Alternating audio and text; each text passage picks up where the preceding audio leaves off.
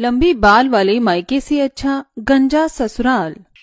सुबह का समय होता है। मोहल्ले की औरतें गली में खड़ी होती हैं। कोई सब्जी काट रही होती है, कोई बाल सुखा रही होती है। बच्चों की आवाजें दूर से आ रही होती हैं। राधिका के भाई और सौतेली बहन दोनों छत पर बाल सुखा रहे होते हैं। दोनों के बाल रेशमी, घने और चमकदार दिखते हैं। सौतेली माँ नीचे आंगन में बैठकर बालों में तेल लगा रही होती है। गली में 3-4 औरतें खड़ी होकर बातें कर रही होती हैं। अरे बहन देखो तो उनके घर के बालों का हाल। इतने घने, इतने चमकदार बाल किसी और खानदान में नहीं मिलते। कहते हैं सुधा के खानदान में तो बालों की रानी पैदा होती है। सही कह रही हो बहन, हमारे तो बाल झाड़ू जैसे हो गए हैं। इतने शैम्पू कंडीशनर लगाओ फिर भी बाल वैसे के वैसे रहते हैं। और देखो उनके घर में बाल जैसे रेशम बह रहा हो। हाँ बहन, बाल तो खूब हैं, पर उस राधिका को देखो कितनी प्यारी लड़की है। फिर भी बेचारी वो दिन भर काम में झोंक देते हैं। सुबह से रात तक वही झाड़ू, वही बर्तन, वही रसोई। हाँ मैंने भी देखा है, वो सौतेली माँ तो सारा दिन साग पीती रहती है और उसकी बेटी बस आईने के आगे घूमती रहती है और सारा काम राधिका से करवाती है। सुना है कभी कभार मार भी देती है उसको, पर बेचारी बोलती नहीं किसी से। राधिका आंगन में कपड़े धो रही होती है। ए राधिका, जल्दी कपड़े धो और आकर बर्तन मांज, वरना आज तेरे उन बालों को काट दूंगी। राधिका घबराकर सिर हिला देती है। उसकी आंखों में आंसू होते हैं। अगले दिन राधिका अपने पिता के कमरे का दरवाजा खोलकर अंदर अपने पापा के पास आती है। उसके लंबे घने बाल खुले होते हैं। उसके चेहरे पर थकान होती है। पापा, मुझे आपसे एक बात कहनी थी। हाँ बेटी, क्या हुआ? कुछ चाहिए? पापा, मैं अपने बाल कटाना चाहती हूँ। घर के सारे कामों में इतना उलझ जाती हूँ कि बालों को ठीक से देखभाल नहीं कर पाती। अब तो बाल इतने लंबे और भारी हो गए हैं कि सर में खुजली तक होने लगी है और ये सही से सूखते भी नहीं हैं। बेटी, अगर तुझे आराम लगे तो कटवा ले बाल तो फिर आ जाएंगे। रुक जा तू। राधिका की सौतेली माँ कमरे में गुस्से से आती है। आते ही वो राधिका की चोटी पकड़कर जोर से खींच लेती है। माँ छोड़िए, दर्द हो रहा है। बाल कटवाने की सोचने की हिम्मत कैसे हुई तेरी, मेरी इजाजत के बिना? तेरे पास अगर कुछ है तो यही बाल है, वरना तेरी सूरत देख, तुझे कोई पानी तक ना पिलाए। पिता उठकर कुछ बोलने की कोशिश करते हैं पर डरते हैं, चुप हो जाते हैं। राधिका की आंखों में आंसू आ जाते हैं। वो हाथों से अपनी चोटी पकड़ लेती है। अगर ये बाल कटवा लिए ना तो याद रख, तेरी शादी कहीं नहीं होगी और कोई नहीं करेगा तुझसे शादी। लोग तेरी शक्ल देखकर भागेंगे और तेरे इन बालों से ही तेरा नसीब जुड़ा है। तभी सौतेली बहन भी अंदर आ जाती है। बालों में क्लिप लगाते हुए मुस्कुराती है और कहती है, अरे रहने दी राधिका, बाल कटवाने की बात मत कर। हमारे बालों की तो पूरे मोहल्ले में चर्चा है। लोग कहते हैं उस घर में तो बालों की देवी रहती है। अगर तू बाल कटवा लेगी ना तो वो चर्चा मिट्टी में मिल जाएगी। और वैसे भी तेरे ससुराल वाले तेरे इन्हीं बालों को देखकर इम्प्रेस होंगे, वरना कौन देखेगा तेरी शक्ल। राधिका का चेहरा झुक जाता है और वो कमरे से चुपचाप बाहर चली जाती है। अगले दिन बहन प्रिया के लंबे लंबे बाल उलझे और बिखरे रहते हैं। वो गुस्से से अपनी बालों में कंघी चलाती है और बालों में कंघी फंस जाती है। हाय राम, ये बाल तो दिन ब दिन ज्यादा उलझती जा रही हैं। कई दिनों से मैंने धोए भी नहीं है। वो गुस्से में कंघी जमीन पर फेंक देती है और उठकर माँ के कमरे में चली जाती है। सौतेली माँ बिस्तर पर बैठी होती है। वो अपने बालों में तेल मल रही होती है। मम्मी, मेरे बाल बहुत ज्यादा उलझ रहे हैं। इतने दिन से धोए नहीं है, अब खुद से तो सुलझ भी नहीं रहे हैं। अरे तो क्या राधिका मर गई है? वो किस काम के लिए रखी हुई है इस घर में? बाल सुलझाने, पैर दबाने और हमारा कहा मानने के लिए ही तो है। हाँ मम्मी, बिल्कुल सही कहा आपने। चलो जाकर उसकी नींद खराब करती हूँ। वैसे भी बहुत आराम करने लगी है आजकल। राधिका फर्श पर बिछे पुराने गद्दे पर लेटी होती है। उसके लंबे लंबे बाल पूरे फर्श पर फैले हुए होते हैं। वो थकी हुई होती है। तभी सौतेली बहन कमरे में आती है और उसके चेहरे पर शरारती मुस्कान होती है। वो धीरे से अपना एक पैर उठाती है और राधिका के बालों पर रख देती है। फिर वो पैर से बालों को आगे पीछे सरकाने लगती है। अचानक राधिका झटके से उठती है। उसके बाल नीचे दबे होते हैं और कई बाल खिंचकर टूट जाते हैं। मेरे बाल दर्द हो रहा है। मजा है ना? कितना क्रिएटिव आइडिया था तुझे उठाने का। क्या काम है, जल्दी बताओ। खड़ी हो जा, मेरे बाल उलझे हैं, उठकर ठीक कर इन्हें। इतना भी नहीं कर सकती? अपने बालों में फंसी रहती है दिन भर। तुम खुद भी कर सकती हो। चुप, ज्यादा जुबान मत चला। जितना कहा है उतना ही कर, वरना माँ को बुला लूंगी। अब खड़ी होकर मेरे बाल सुलझा। राधिका चुपचाप खड़ी होती है और सौतेली बहन प्रिया सामने कुर्सी पर बैठ जाती है। राधिका हाथों से धीरे धीरे उसके बालों में कंघी करने लगती है। अगले दिन सौतेला भाई विवेक शीशे के सामने खड़ा होकर बालों में जेल लगा रहा होता है। अरे यार, लेट हो गया, अब ये जूते भी साफ नहीं है। वो नीचे झुककर जूते उठाता है, जूते पर मिट्टी लगी होती है। राधिका! रसोई में आवाज आती है। राधिका थकी हुई सी हाथों में साबुन और पानी लिए दौड़ती है। हाँ, क्या हुआ? जल्दी से मेरे जूते साफ कर दे, मुझे बाहर जाना है। पर भैया, आप अपने जूते खुद भी साफ कर सकते हैं। सब लोग अपने जूते खुद ही साफ करते हैं। तू हर बात में इतना बोलती क्यों है? जितना कहा जाए उतना ही करा कर। जब देखो कानून निकालने लगती है। वो राधिका के बाल पकड़कर खींच देता है और राधिका दर्द से चिल्ला उठती है। छोड़ो मेरे बाल। दर्द हो रहा है मुझे, मैं कर रही हूँ ना। बिना पिटे तू मानती नहीं है ना, अब जल्दी कर। राधिका आंसू पोंछते हुए झुककर उसके जूते साफ करने लगती है। अगले दिन शाम को पिता अपने कमरे में बैठे फोन चला रहे होते हैं। राधिका उनके पास आती है। पापा, आपसे बात करनी थी। हाँ, जल्दी बोल, फिर मुझे काम है। पापा, ये सब लोग मेरे साथ अच्छा बर्ताव नहीं करते हैं। हर वक्त डांटते रहते हैं, मारते हैं और सारा घर का काम मुझसे करवाते हैं। खुद कुछ नहीं करते। मारते तो तभी होंगे ना जब तू कोई गलती करती होगी। बेफालतू में कौन किसी को मारता है? पापा, मैं सच कह रही हूँ। मैं सब काम करती हूँ, फिर भी मुझे पीटते हैं। कभी गलती नहीं होती, फिर भी डांटते हैं। अरे तो काम करना सीख ले, ससुराल जाएगी तब भी काम करना ही पड़ेगा। पापा, कभी तो मेरी तरफदारी कर लीजिए। जब से मम्मी नहीं है, आप मुझे जैसे भूल ही गए हैं। हमेशा बस उनकी सुनते हैं। हाँ, तेरी माँ तो चली गई, लेकिन मेरे पास तेरी फालतू शिकायतें सुनने का वक्त नहीं है। तेरी शादी करनी है, घर चलाना है, हर वक्त तेरे ड्रामे नहीं सुन सकता मैं। राधिका का चेहरा फीका पड़ जाता है और वो धीरे धीरे से कमरे से चली जाती है। अगले दिन, राधिका, खाना क्यों नहीं बना अभी तक? ये क्या आलस है तुझमें? दिन भर तू बस रोती रहती है, काम तो जैसे तुझे करना आता ही नहीं है। माँ, खाना तो तैयार है, बस रोटियां सेक रही थी। बस 2 मिनट। सौतेली बहन प्रिया पीछे से आती है और गैस पर रखी रोटी जला देती है। देखो माँ, इसकी वजह से सारी रोटियां जल गई। अब पापा को क्या खिलाओगी? अरे, ये तुमने किया? बात पूरी करने से पहले सौतेली माँ राधिका को जोर से थप्पड़ मार देती है। चुप! तू हर वक्त झूठ बोलती रहती है। तेरी वजह से मेरे घर का नाम खराब होता जा रहा है और ऊपर से तेरे बाल पूरे घर में झाड़ू की तरह फैले रहते हैं। तभी सौतेला भाई अंदर आता है। क्या हुआ माँ? फिर से इसने कुछ गड़बड़ की है क्या? अरे बेटा, ये तो पूरे घर का काम बिगाड़ देती है। अभी देखो, तेरी बहन की रोटियां तक जला दी। सौतेला भाई गुस्से में राधिका का हाथ पकड़कर घसीटकर बाहर ले आता है। तू कब सुधरेगी राधिका? हर बार माफी मांगती है, फिर वही गलती। वो राधिका को धक्का देता है और राधिका दीवार से टकराती है। मैंने कुछ नहीं किया, सच कह रही हूँ। झूठी, तेरे बाल देखकर तो कोई ये भी नहीं मानेगा कि तू घर का काम करती है। बस इन्हीं बालों पर तो तेरा गुरूर है ना। नहीं बेटा, रहने दे। यही बाल तो इसके लिए वर ढूंढने के काम आएंगे, वरना कौन अपनाएगा इसे। सभी हंसने लगते हैं। राधिका वहीं फर्श पर बैठकर रोने लगती है। रात को राधिका अपने कमरे में जमीन पर बैठी होती है। बाल खुले होते हैं और आंखों से आंसू गिर रहे होते हैं।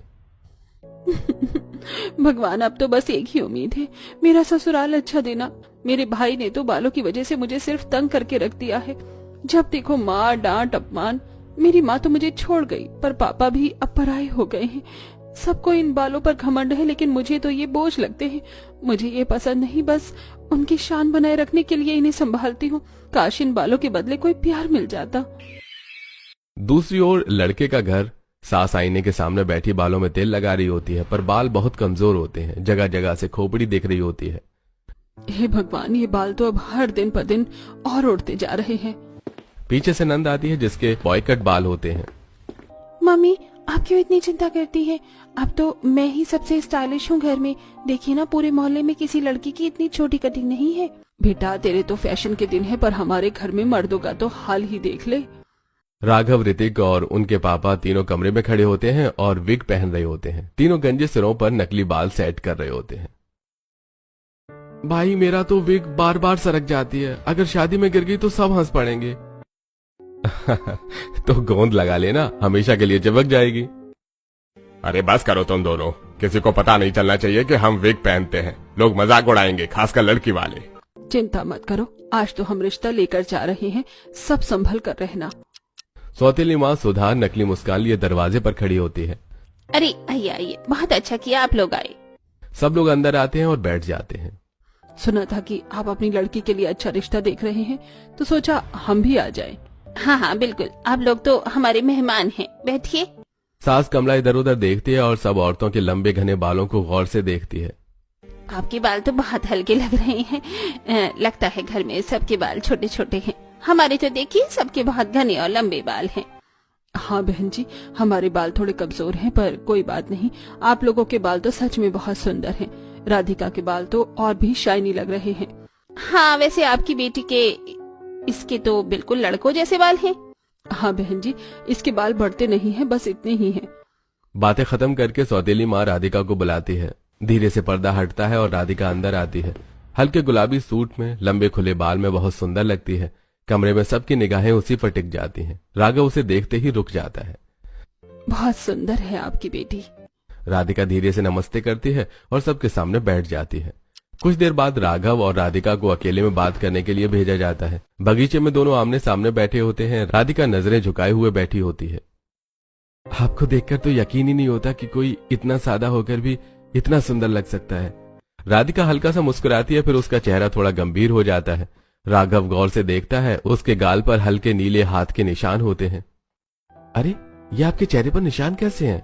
राधिका एकदम चुप हो जाती है। सौतेली माँ उसके गाल पर जोरदार चांटा मारती है। तेरी हिम्मत कैसे हुई मुझसे बात करने की? वो एक दिन फेस पैक लगाया था और जब छुड़ाया तो थोड़ा छिल गया गाल, इसीलिए निशान हो गया। राघव समझ जाता है कि वो सच नहीं कह रही है, लेकिन वो कुछ नहीं बोलता। अरे कोई बात नहीं, मुझे आप बहुत पसंद है। मुझे भी आप पसंद हैं। दोनों शर्माते हुए मुस्कुराते हैं। रिश्ता पक्का हो जाता है। कुछ दिनों बाद घर में शहनाई बज रही होती है। राघव और राधिका की शादी बड़े धूमधाम से होती है। राधिका के मायके वालों को और खुद राधिका को भी ये नहीं पता कि उसके ससुराल वाले सब विग लगा कर रहते हैं और वो सब गंजे हैं। अगली सुबह ससुराल में सास ड्राइंग रूम में बैठी अखबार पढ़ रही होती है। राधिका धीरे धीरे अंदर आती है, हाथ जोड़कर नमस्ते करती है। मम्मी जी, आज मेरी पहली रसोई है, बताइए खाने में क्या बनाऊं? सास अखबार नीचे रखती है और मुस्कुराकर राधिका की तरफ देखती है। अरे बेटा, ससुराल में आते ही पहले दिन खाना कौन बनाता है? आज तो मेरे साथ बैठ बातें कर, एक दूसरे को जानते हैं, खाना वाना तो बनता ही रहेगा। पर मम्मी जी, रिवाज तो ऐसे ही होता है ना कि पहली रसोई का मतलब ही तो यही होता है। अरे रिवाज को थोड़ा आराम दे दे। आज पहले दिल के रिश्ते बनाए, फिर रसोई के। आ बैठ बेटा, मेरे पास बैठ। राधिका धीरे से सास के पास जाकर बैठ जाती है। सास उसके बालों को देखती है। बेटा, तेरे बाल बहुत प्यारे हैं। इतने अच्छे बाल तो दो लोगों को हेयर केयर करने के बाद भी नहीं मिलते। मम्मी जी, हमारे खानदान में सबके ऐसे ही बाल हैं ना। मेरी दादी के बाल भी बहुत घने और लंबे थे, इसलिए शायद हम सबके बाल भी वैसे ही हैं। सास मुस्कुराती है, लेकिन तभी उनकी नजर राधिका के हाथों पर पड़ती है। दोनों हाथों पर हल्के नीले निशान होते हैं। बेटा, तेरे हाथों पर इतने निशान कैसे हैं? राधिका थोड़ा घबरा जाती है और पुराने दिन याद करने लगती है। सौतेली माँ बेलन से राधिका के हाथ पर मारती है। वो और फिर भाई धक्का दे देता है और राधिका दर्द से चीखती है। राधिका हड़बड़ाते हुए झूठ बोलती है। वो मम्मी जी, कुछ नहीं, वो मच्छर काट लेती थी ना, तो मैं खुजा खुजा के ऐसे कर लिया करती थी, इसीलिए निशान रह गए। सास उसके झूठ को महसूस करती है, लेकिन कुछ नहीं कहती। प्यार से उसका हाथ पकड़ लेती है। बेटा, अब ये घर तेरा है, यहाँ तुझे किसी चीज की कमी नहीं होगी, न प्यार की न इज्जत की। राधिका की आंखों में पानी भर आता है और वो धीरे से मुस्कुराती है। सास बात करती रहती है। मम्मी जी कितनी अच्छी हैं, कितने प्यार से बात कर रही हैं। क्या सच में ऐसा ससुराल होता है, या फिर हर रिश्ते की शुरुआत में सब इतने ही अच्छे लगते हैं? काश ये प्यार हमेशा ऐसा ही बना रहे। अगले दिन राधिका खिड़की के पास बैठी बाहर पेड़ों को देख रही होती है। उसके चेहरे पर गहरी सोच दिखती है और वो अपने पुराने दर्द में खोई होती है। अचानक दरवाजा धीरे से खुलता है। नंद रेखा राधिका के पास धीरे धीरे आती है और मुस्कुराते हुए राधिका के पास पहुंचती है। पापा, हे भगवान दीदी, आप तो मेरा दिल ही निकाल देती है हर बार। भाभी आप इतनी जोर से क्यों डर जाती हो हर बार? आप तो मुझे बहुत सेंसिटिव लगती हो। मैं जब भी मजाक करती हूँ आप ऐसे उछल जाती हो जैसे कोई भूत देखा हो। अरे दीदी कुछ नहीं, वो मैं बस गहरी सोच में बाहर देख रही थी ना, इसीलिए एकदम से चौंक गई। अच्छा, सोच में इतनी खोई थी कि दुनिया भूल गई आप? भाभी जी अब सोच विचार छोड़िए, चलिए बाहर चलते हैं। कहाँ? मॉल चलते हैं, थोड़ा घूमते हैं, मस्ती करते हैं, आपका मूड भी ठीक हो जाएगा और मैं भी थोड़ा फ्रेश महसूस करूंगी। नहीं दीदी, अभी तो रहने दीजिए ना। नहीं सुनना मुझे कुछ। आप आ रही हैं मेरे साथ तो बस आ रही हैं। चलिए अब आप 2 मिनट में तैयार हो जाइए। राधिका हल्की सी मुस्कान के साथ उठती है, धीरे धीरे तैयार होने लगती है। फिर दोनों मॉल जाती हैं। मॉल में चारों तरफ चमकती लाइटें और भीड़ होती है। रेखा और राधिका साथ साथ चल रही होती हैं। दोनों के चेहरों पर मुस्कान होती है। भाभी देखिए ये ड्रेस कितनी सुंदर है, आपको बिल्कुल सूट करेगी। नहीं दीदी, ये तो बहुत महंगी लग रही है। अरे छोड़िए ना, पहली बार मॉल आए हैं साथ में तो एक गिफ्ट तो बनता है। रेखा ड्रेस राधिका के हाथ में रखती है। बस ट्राई कर लीजिए, अगर पसंद नहीं आई तो मैं रख लूंगी। राधिका मुस्कुराती है और ड्रेस ट्राई करती है। राधिका ड्रेस पहनकर वो बहुत खूबसूरत लगती है। वाह भाभी, अब तो सबकी नजरें आप पर ही रहेंगी। दोनों हंसती हैं और फिर फूड कोर्ट में जाती हैं। रेखा राधिका को अलग अलग खाना खिलाती है। भाभी आपके साथ तो बहुत मजा आ रहा है, ऐसा लग रहा है जैसे मुझे कोई अपनी ही फ्रेंड मिल गई हो। राधिका की आंखें नम सी हो जाती हैं। वो मुस्कुराते हुए कहती है, दीदी मुझे भी बहुत अच्छा लग रहा है आपके साथ। आप इतनी प्यारी बातें करती है, दिल को सुकून मिलता है। राधिका अपनी सौतीली बहन को याद करती है और वो ऊंची आवाज में बोलती हुई ताने मारती हुई कहती है, तुझे बस ड्रामे करने आते हैं, हर बात में इमोशनल हो जाती है। जा मेरे सामने से हट जा। राधिका चुपचाप खड़ी हो जाती है और उसकी आंखों से आंसू गिरने लगते हैं। मेरी ननद तो सच में मेरी बहन जैसी है। जो प्यार मुझे अपने मायके में नहीं मिला वो मुझे यहाँ मिल रहा है। कभी कभी ऊपर वाला देर से देता है पर बहुत खूबसूरत तरीके से देता है। शाम के समय रेखा और राधिका वापस घर लौट रही होती हैं। दोनों कार में बैठी होती हैं। राधिका खिड़की से बाहर देख रही होती है। दीदी आज तो मैं बिना खाना बनाए ही निकल आई थी। मम्मी जी बहुत डांटेंगी मुझे, अब क्या करूं? अरे भाभी आप तो छोटी सी बात पर टेंशन ले लेती हो। मम्मी को इन सब चीजों से फर्क नहीं पड़ता। अब तक तो उन्होंने खुद ही खाना बना भी लिया होगा। लेकिन दीदी ऐसे अच्छा नहीं लगता ना, मम्मी जी को खुद काम करना पड़ा। बहू होकर मुझे तो जिम्मेदारी निभानी चाहिए थी। भाभी प्लीज अब आप थोड़ा चिल करो, हर चीज की चिंता मत लीजिए। आप सारा दिन मुस्कुराओ, वो ज्यादा जरूरी है। राधिका मुस्कुरा देती है लेकिन उसके चेहरे पर घबराहट रहती है। दोनों घर के अंदर पहुंचती हैं। सास किचन के पास खड़ी होती है और उसके चेहरे पर मुस्कान होती है। आ गई बेटा, आओ इधर। आज मैंने तुम्हारे लिए मटर पनीर बनाई है और गरम गरम फुलके भी तैयार हैं। राधिका थोड़ा झिझकते हुए आगे बढ़ती है। मम्मी जी मुझे माफ कर दीजिए, आज तो मैंने कुछ भी नहीं बनाया। अरे पगली, आज तेरे लिए मैंने खुद खाना बनाया है। तो पूरे दिन घर में रहती है तो मुझे भी लगा थोड़ा तेरे लिए कुछ करूं। चलो सब साथ बैठते हैं, खाना खाते हैं। डाइनिंग टेबल पर पूरा परिवार एक साथ बैठता है। सास राधिका के पास आकर बैठती है। धीरे से थाली में से एक निवाला उठाकर राधिका की ओर बढ़ाती है। बेटा आज मैं तुझे अपने हाथों से खिलाऊंगी, देख गरम गरम है, थोड़ा संभल कर खाना। राधिका थोड़ा हिचकती है, फिर सास के हाथ से निवाला खाती है और एकदम से उसकी आंखों में आंसू आने लगते हैं। अरे बेटा क्या हुआ, तू रो क्यों रही है? राधिका अपनी असली माँ के साथ छोटी सी रसोई में बैठी होती है। माँ प्यार से राधिका को खाना खिला रही होती है। खाने में मटर पनीर और फुलके होते हैं। राधिका हंस रही होती है। धीरे धीरे बेटा, गरम है देख, मैंने तेरे मन की डिश बनाई है आज। राधिका मुस्कुराते हुए उनके हाथ से खाना खा रही थी। सास राधिका का चेहरा पकड़कर प्यार से पूछती है, मम्मी जी मेरी माँ ने मुझे आखिरी बार ऐसे ही खाना खिलाया था और आज इतने सालों बाद आपने मुझे मेरी माँ की याद दिला दी। सास मुस्कुराकर राधिका को अपने गले से लगा लेती है। पगली, क्या मैं तेरी माँ नहीं हूँ? मैं भी तो तेरी माँ ही हूँ ना। राधिका की आंखों से आंसू बहने लगते हैं, पर इस बार वे आंसू दर्द के नहीं अपनेपन के होते हैं। हाँ मम्मी जी, आप ही मेरी माँ है। सब लोग उन दोनों का माँ बेटी जैसा प्यार देखकर मुस्कुरा रहे होते हैं। अगले दिन ससुर गार्डन में कुर्सी पर बैठे हुए अखबार पढ़ रहे होते हैं। राधिका ट्रे में चाय लेकर आती है। वो मुस्कुराकर धीरे से कप ससुर के सामने रख देती है। पापा जी आपकी चाय। ससुर अखबार से नजर उठाकर देखते हैं और मुस्कुराते हैं। अरे बेटा शुक्रिया, पर तू इतनी जल्दी जा कहाँ रही है? आ थोड़ी देर बैठ मेरे साथ। पापा जी बहुत सारा काम है घर का, बस चाय रखकर जा रही थी। अरे बेटा काम तो होता ही रहेगा, काम कभी खत्म नहीं होता, पर जरा ठहरना भी जरूरी है ना। देख आज का मौसम कितना बढ़िया है। राधिका मुस्कुराती और धीरे से कुर्सी पर ससुर के पास बैठ जाती है। ससुर चाय की चुस्की लेते हुए अखबार नीचे रख देते हैं। पता है राधिका, अखबार में लिखा है कि जो लोग ज्यादा हंसते हैं वो ज्यादा जीते हैं। तो अब तेरे ससुर को अमर बना देना बेटा। पापा जी आप तो खुद ही इतने जोक सुना देते हैं कि कोई भी आपके साथ रहे तो मुस्कुराए बिना नहीं रह सकता। हाँ बेटा, जिंदगी में हंसी जरूरी है। देख, मेरे सिर के बाल चले गए पर हंसी नहीं गई। बाल अगर भाग गए तो क्या हुआ, मुस्कुराहट तो अब भी साथ है। दोनों जोर से हंस पड़ते हैं।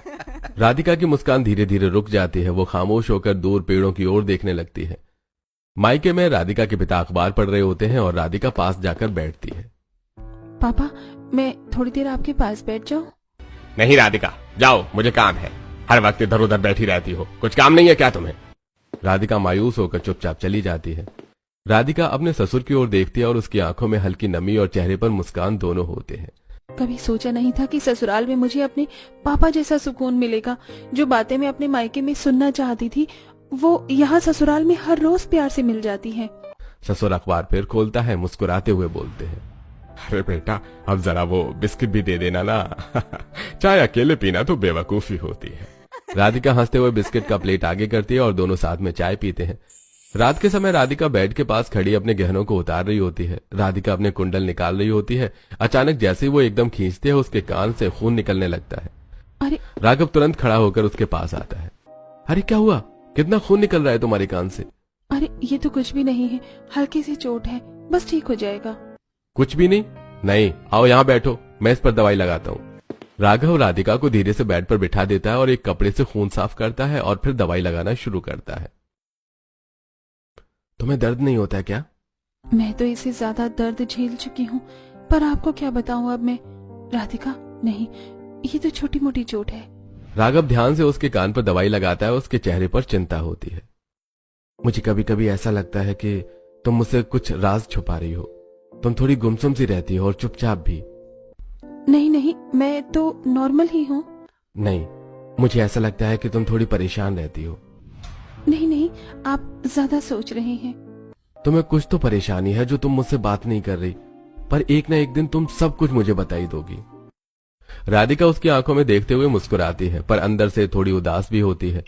अगली सुबह राधिका अपने मायके जाने के लिए तैयार होती है। सास राधिका को अपने हाथ के सोने के कंगन देती है। ले बेटा, ये सोने के कंगन पहन कर जा। तेरे मायके में दिखना तो चाहिए कि ससुराल वालों ने क्या दिया है, वरना सब कहेंगे कि सबने खाली हाथ भेज दिया। हाँ मम्मी जी, मैं पहन कर जाऊंगी। सास राधिका को गले लगाती है। राधिका अपने मायके पहुंचती है। उसके सौतेली माँ और बहन उसके पर्स और कंगन छीन लेती हैं और उसके सारे पैसे भी ले लेती हैं और राधिका से पूरे घर का काम कराती है। कुछ दिनों बाद राघव उसे लेने आता है। राधिका और राघव गाड़ी में बैठकर आ रहे होते हैं। राधिका के हाथ खाली होते हैं। मम्मी ने तुम्हें कंगन पहनाई थी, वो कंगन कहाँ है? वो कंगन मेरे पर्स में है। राघव इधर उधर देखता है, लेकिन पर्स भी उसके पास नहीं होता। वो चुप हो जाता है और समझ जाता है कि राधिका झूठ बोल रही होती है। घर पहुंचते ही सास राधिका को अपने पास बुलाती है। बेटा, तेरे हाथ में कंगन कहाँ है जो मैंने तुझे दिए थे?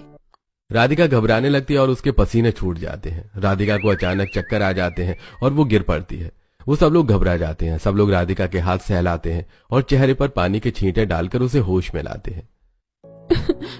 मम्मी जी। सास पास आती है और उसे गले से लगाती है। बेटा, क्या हुआ, रो क्यों रही है? कोई परेशानी है तो बताओ।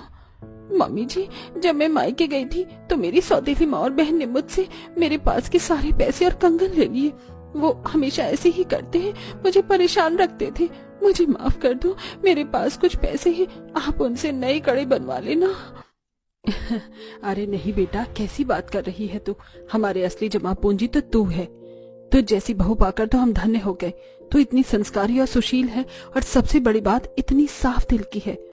अब सास राधिका को गले से लगाती है। राघव और देवर पास आते हैं। भाभी जी, हम भी तुम्हें एक राज बताना चाहते हैं। क्या हुआ भैया, बताओ। धीरे से सिर झुकाकर दोनों अपनी विग हटाकर कहते हैं। हमारा परिवार भी गंजा है राधिका। हमने ये बात आज तक किसी को नहीं बताई। हम खुद भी बहुत इनसिक्योर रहते थे कि कहीं तुम्हारा घने बाल वाला परिवार हम लोगों को एक्सेप्ट न करे, इसलिए हमने तुमसे झूठ बोला और हम अपने गंजे सिर पर विग लगा कर रहते हैं ताकि तुम्हें पता न चले और तुम हमसे नफरत न करो। गंजापन से कुछ नहीं होता। आप लोगों का व्यवहार बहुत अच्छा है। मेरे घने बाल वाले मायके के मुकाबले मेरा गंजा ससुराल तो बहुत अच्छा है। मैं आप लोगों से कभी नफरत नहीं कर सकती। राधिका की बात सुनकर सभी लोग जोर जोर से हंस पड़ते हैं। राघव और देवर भी मुस्कुराते हैं और सभी एक दूसरे को गले से लगा लेते हैं।